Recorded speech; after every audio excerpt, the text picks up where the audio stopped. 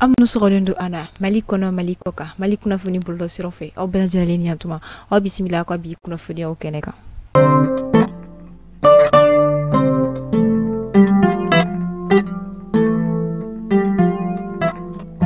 kuna funi damela cenyoya mi anga jamana ni femi rusu jamana ni nyon ci hulu ko ni biga sinsi katafe kasanga ni femi rus ambassadeur mi ko ni mi anga jamana ko no oka communiquer do ko ni blele ni o igor gromi ko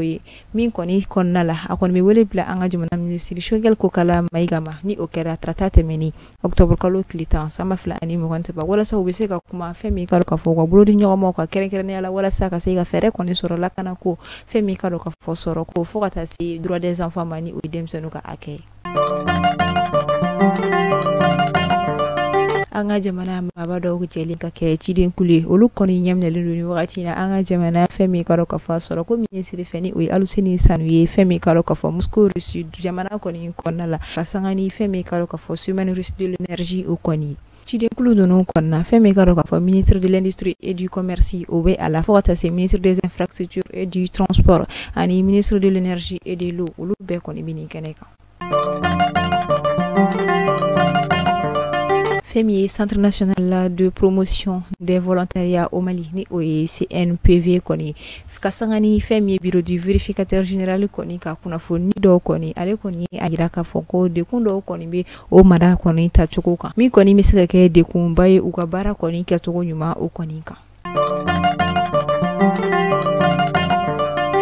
Kasangani anga jamana nyama kala filmi koni tumbulu daleno ka février kalona ta kono samba flani mo wanani uboli adogoro min koni kera nyiningal chama yema chama koni kulo ko nala ani femi karo ka fo parti politique chama koni bora ka kuma aka ode si femi autorité indépendante de gestion des élections EJ o koni nyemani o Mustafa Sisi ale koni conférence de presse do koni ke mi kera octobre kalo kle durute meni ala musa wala sakase ga nyefolike anika wala like kumunu kama femi karo ka fo kala filibora adogoro amita farigulu nyana jebina ku kere yala sinado lanchi femi karo ka fo iverso bisuma ani femi musa jena poini olukoni anga jamana sinado lanchi la bafle ni olute madogole anga jamana ko nala kasangani tarata do octobre kalo klita samba fla ani mo gonta ba olukon ka entraînement do koni min kono mega ke stade 26 mars la bamako olufla koni jukina min koni simfe ayira la ka fo o setna yeni kalo into be sinado lanchi la kadaka umangene alaka nogo yake anga sinado lanchi lawi ni ambore amita kokan kibarula amita fo gabon jamana koni kondala gabon jamana nyema koroni ukoni ali bongo ale furumuso mnyana ni wakati na kado kasola kuna foni au yera koni mbala kunungo ala musa femi kado kafo media socio ma olu koni fe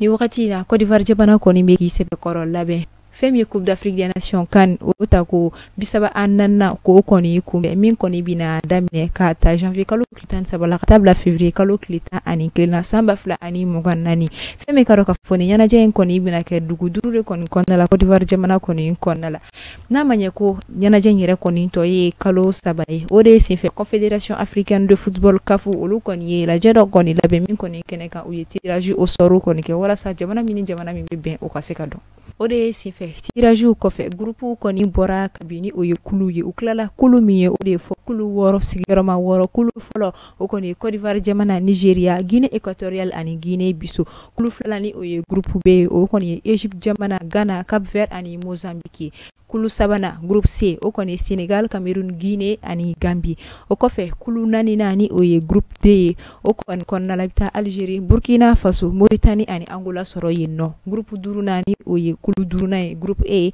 o kon la Tunisie be no Mali be no Afrique du Sud be no ani Namibie o kofe groupe F ani o koni kulu woro na ani kulu laba Morocco RDC ni o République démocratique Congo o kofe Zambie ani Tanzanie o rebe yenno ama fo ala kanyina tanyira ana ala ka anga jamana sebagaya noya ai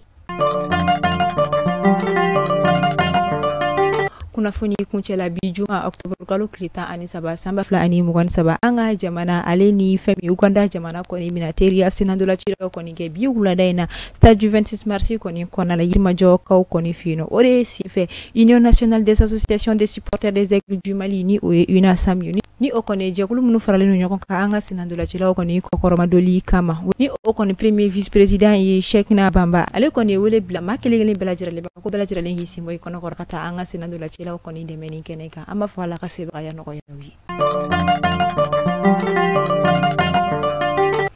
Ayiwa ni ne bɛ dansigi kɛ aw ka bi kunnafoniyaw la an b'a fɔ aw ni ce aw ka lamɛnni ko ɲuman na Ala ka don wɛrɛ yira an na aw minnu bɛ fɛ a ka cakɛdaw ka lakodɔn a ka jagofɛnw ka lakodɔn aw bɛ se ka o sɔgɔ Mali kunnafoni direction commerciale la o kɔfɛ minnu bɛ fɛ u ka foli ka kɛ an ka kunnafoniyaw laban aw bɛ se ka weleli kɛ nɛgɛjuru sira la 94 42 42 83 94 42 23 82 o yɔrɔ la an bɛ foli di Yuba Sarima n'ale sigiyɔrɔ bɛnnen don Espagne ma Barcelone o kɔfɛ an bɛ Burama Danbele fo ale sigiyɔrɔ bɛnnen don Libi jamana ma an bɛ Abdou Traoré fo ale sigiyɔrɔ bɛnnen don Masakama o kɔfɛ an bɛ Musa Keita fo Italie an b'a fɔ aw ni ce aw ka lamɛnni ko ɲuman na aw k'an bɛn a ɲɔgɔn wɛrɛ ni Ala ma basi kɛ ni aw la Ala k'an si jɔ ko kɔnɔ.